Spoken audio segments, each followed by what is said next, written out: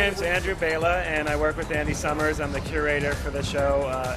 I'll be watching you Inside the Police, 1980 to 83. First, I'm a fan of the Police, and I find that they really defined a moment in music that was essentially, the post-punk period, and they became the band that emerged out of that period to be the most famous, the most influential, and someone whose repertoire just really stood the test of time. And so I helped Andy with the selection of the prints, the printing, the scanning, and the overall production of the show. The full collection, which is in the Taschen book, includes some 600 different images. The show that we've put together, that's the limited edition prints and exclusive photographs by Andy Summers of the Police and the surrounding tour, is 38 images. Inside you're going to see a collection of 38 prints. 5 are large size, 40 by 63 inches, and then 33 are 18 by 28. And these are a collection of Andy's photographs taken from his Taschen book that's just released. It's a limited edition book called I'll Be Watching You Inside the Police, 1980-83. My Police moment really was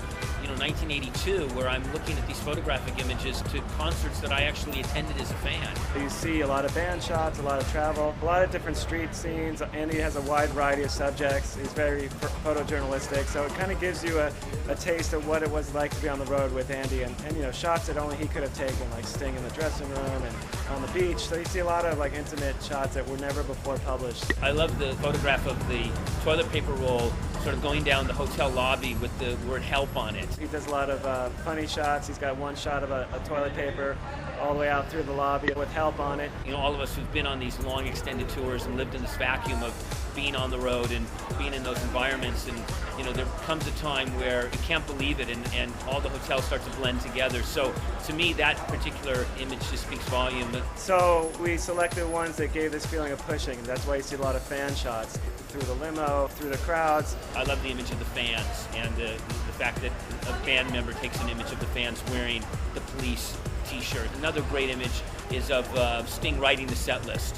and paraphrasing the great songs in the set list performed that night.